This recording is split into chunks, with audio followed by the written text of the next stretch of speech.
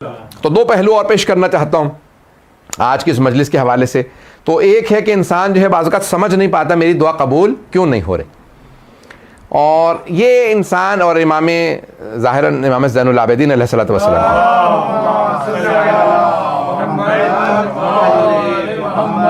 وعجل فرجہم کی حدیث سے آپ فرماتے ہیں کہ اگر انسان اپنی وہ دعائیں دیکھے جو قبول نہیں ہو رہی، ان کا ثواب دیکھ لے روز قیامت کہ مرنے کے بعد پوچھے رہے یہ تو سارے میں نے اعمال کیے ہی نہیں تھے، فرشتوں سے کہے گا بھی غلط تو نہیں تم نے دے دیا نامہ اعمال، یہ میرا نہیں ہے، میری تو نیکیاں اتنی تھی نہیں، یہ اتنا ثواب کا، یہ ان دعاؤں کا ثواب ہے جو قبول نہیں ہوئی تھی، وہ دعائیں جو قبول نہیں ہوئی ان کا اتنا ثواب ہے.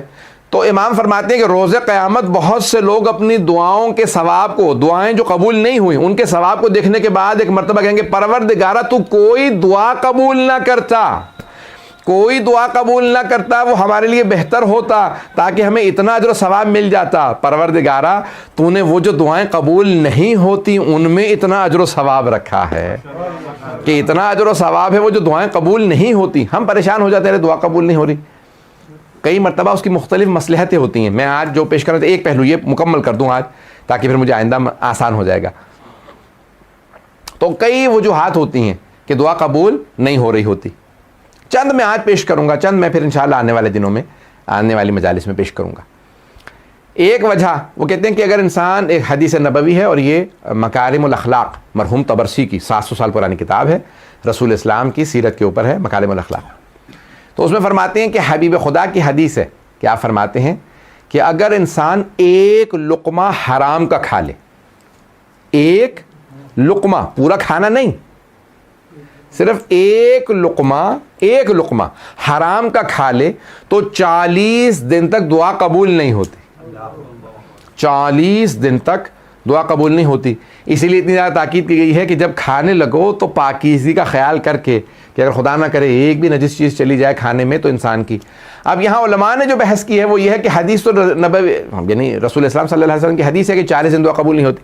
بحث علماء نے یہ کی ہے کہ کس صورت میں دعا قبول نہیں ہوتی. اس صورت میں جب مجھے معلوم نہیں تھا، یا اس صورت میں کہ جب معلوم تھا، بھئی جب معلوم تھا مجھے معلوم ہے حرام ہے میں نے کھا لیا اب دعا قبول نہیں ہوگی، یا نہیں اس صورت میں بھی قبول نہیں ہوتی جب نہیں معلوم تھا. علماء کہتے ہیں جب معلوم ہو تو گناہ بھی ہے اور اثر بھی ہے. اگر پتا تھا کہ حرام ہے تو گناہ بھی ہے اور اثر بھی ہے، لیکن اگر معلوم نہیں تھا تو گناہ نہیں ہے اثر ہے. پتہ نہیں بات پہنچی ہے نہیں پہنچی، پھر بھی اثر ہے، اور اثر یہ ہے حرام کا کہ انسان کی دعا مستجاب نہیں ہوتی، کیونکہ انسان جب نجس چیز کھا لے یا حرام چیز کھا لے تو وہ فرشتے جو دعا کو اللہ کے پاس لے کے جاتے ہیں وہ اتنے پاک ہیں کہ جب تک انسان کے وہ 40 دن میں شے زائل نہ ہو جائے تب تک دعا لینے آتے ہی نہیں ہیں. پتہ نہیں بات پہنچی ہے نہیں پہنچی. وہ جو دعا لینے کے لیے فرشتے آتے ہیں، مجھے نہیں معلوم میں آپ لوگوں کو بور تو نہیں کر رہا ہوں، تعزیٰ گرامی یہ تمام کی تمام چیزیں. تو پہلی مصلحت کہ انسان اگر حرام کھا لے، اس لیے ہمارے علماء کہتے ہیں کہ جہاں سے انسان گوشت خریدے، جہاں سے انسان اشیاء خریدے گھر میں پکا، اس لیے باہر زیادہ ہمارے ہاں تاکید کی گئی کہ زیادہ باہر کھانے مت کھاؤ. ہوٹلوں ریسٹورنٹس پہ ادھر ادھر بہت سے لوگوں کو ہوٹلنگ کا بہت زیادہ شوق ہوتا ہے، ان کو برا لگے گا بہت معذرت کے ساتھ، نہیں کھائیں، یہ نہیں کہہ رہا حرام ہے، کھانا جائز ہے، بالکل جائز ہے. لیکن کیوں تاکید کی گئی ہے؟ کہتے ہیں کئی مرتبہ پکانے والا نجس پاک کا خیال نہیں کرتا. جب آپ کی والدہ گھر میں پکائیں گی یا اہلیہ گھر میں پکائیں گی یا کوئی بہن گھر میں پکائیں گی یا کوئی بیٹی گھر میں پکائیں گی تو کیونکہ مومنہ ہے ہاتھ پاک کرنے کا، کھانے کے پاک رکھنے کا ضرور خیال رکھیں گی. اس لیے غذا کا پاک ہونا پہلا باب ہے دعا کی استجابت کا. قبولیت دعا کے پہلے باب کا نام ہے حلال غذا.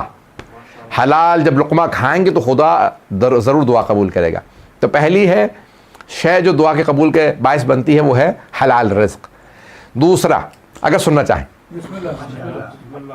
یہ ایک پہلو ہے، میں انشاءاللہ وقت میں کوشش کروں گا تمام کروں، کہ دوسرا جو اسی بات سے کہ بھئی کیوں دعا قبول نہیں ہوتی، تو بڑے بڑے بزرگ علماء نے لکھا ہے کہ صلہ رحم جو چھوڑ دے اس کی دعا قبول نہیں ہوتی. جو خونی رشتہ داروں سے قطع تعلق کر لے اس کی دعا قبول نہیں ہوتی. اب خونی رشتہ داروں میں کون کون آ جاتے ہیں؟ میں جلدی گنوا دیتا ہوں. بہت سے لوگ کہہ رہے ہیں کہ میں مولانا کئی مرتبہ میں تو خود ہی خطبے میں نہیں آتا، نماز ہی میں آتا ہوں. ابھی کیوں؟ کہا کہ خطبے میں آئیں گے تو کان میں بات پڑ جائے گی، پھر عمل کرنا پڑے گا. تو اس لیے ہم آتے ہی نہیں، خطبے میں صرف نماز پڑھ لیتے ہیں کہ بھئی جمعہ پڑھو، انسان کو خطبہ کون سنے اس کے اندر پھر بے وجہ ان پہ عمل بھی کرنا پڑے گا. تو کہ نہیں، ایسا نہیں ہونا چاہیے. مومن وہ ہے کہ جو چاہتا ہے، قرآن کی آیت ہے کہ یتبعون، یعنی جو احسن قول کو، اچھے قول کو سنیں اور اس پہ عمل کریں. مومن وہ ہوتا ہے کہ جو اچھی بات کو سن کے اس پہ عمل کرنا چاہے. تو اب یہاں ایک مصلحت یہ ہے کہ دعا قبول کیوں نہیں ہوتی اس میں کہ جو خونی رشتہ داروں سے قطع تعلق کر لے. خونی رشتہ داروں میں کون کون آتا ہے؟ سگے بہن بھائی، ماں باپ کے سگے بہن بھائی یعنی ماموں، خالہ، پھپھی، چچا، یہ سب خونی رشتہ داروں میں ہیں. اور ان کے بچے. اب یہ خونی رشتہ داروں میں ہیں، کہتے ہیں کہ وہ اتنے زیادہ ہو گئی. تو یہ سب خونی رشتہ دار ہیں کہ ان سے قطع تعلق نہ کریں. ہمارے ایک استاد کہا کرتے تھے کہ اگر تم نے خاندان والوں سے قطع تعلق کر رکھا ہے تو ہمارے اعمال میں نہ آنا، تمہاری وجہ سے ہماری بھی عبادات قبول نہیں ہوں گی. وہ کہتے ہیں کہ یہاں تک ہے کہ اگر 10 سے جمعی انسان، دعا قبول ہونے کی بھی میں انشاءاللہ پیش کروں گا کہ کیسے دعا قبول ہوتی ہے، لیکن وہ کہتے ہیں کہ بہت بڑا بھی مومنوں کا مجمع ہو تب بھی دعا قبول نہیں ہوتی اگر اس میں قطع رحم والے بیٹھے ہوئے ہوں. اس لیے ہمارے استاد کہتے تھے کہ بھئی آپ بے شک نہ آئیں ہمارے اعمال میں بھی، تاکہ ہماری تو کم از کم اعمال قبول ہو جائیں. تو آپ کی وجہ سے ہماری بھی دعائیں قبول نہیں ہوں گی، ہمارے اعمال بھی قبول نہیں ہوں گے. اب آپ کہیں گے بھئی ارے سب کو گنوا دیا، ماں باپ کو نہیں گنوایا. میں نے جان بوجھ کے ماں باپ کا نام نہیں لیا تھا. میں نے کہا چچا، پھپھی، خالہ، ماموں، سگے بہن بھائی اور ان کے بچے، اور چچا اور جو چچا وغیرہ ہیں ان کے بچے. والدین کو الگ سے، وہ خونی رشتہ داروں میں نہیں، وہ ذوی الحقوق کے اندر سر فہرست ہیں کہ کہتے ہیں سب سے زیادہ ہماری گردنوں پہ حق ہے اللہ، رسول اور امام کے بعد تو ہمارے ماں باپ کا. سب سے زیادہ حق اللہ، کیونکہ البتہ اللہ، رسول اور امام کے بعد، کیونکہ اگر امام سے ان کی بات ٹکرا جائے تو اللہ نے قرآن کریم میں کہا فلا تطیعہما، تو ماں باپ کی اطاعت نہ کرنا. لیکن کہیں نہیں آیا کہ نبی کی اطاعت نہ کرنا، امام کی اطاعت نہ کرنا. ہر حالت میں اللہ کی، نبی کی اور امام کی اطاعت کرنی ہے. کہیں نہیں انسان کہہ سکتا بھئی یہاں پہ میں معاذ اللہ امام کی اطاعت سے خارج ہوں. کسی بھی جگہ انسان خارج نہیں ہے. آپ جب بھی کچھ بھی کر رہے ہیں تو ہر جگہ پہ امام کی اطاعت ضروری ہے. لیکن کہیں ایسا ہو سکتا ہے کہ ماں باپ کی اطاعت نہ ہو، جہاں پہ بھی اللہ، رسول اور امام کے حکم سے ٹکرا جائے تو وہاں ان کی اطاعت نہیں کی جائے گی. پتہ نہیں بات پہنچی یا نہیں پہنچی. مثال کے طور پہ ماں باپ کہتے ہیں نماز نہ پڑھو، یہ نہیں چھوڑ سکتے نماز، چاہے والدین کہہ دیں، کیونکہ اللہ کے حکم سے ٹکرا رہی ہے بات. نبی کے حکم سے یا امام کے حکم سے ٹکرائے تو پھر ماں باپ کی اطاعت واجب نہیں ہے.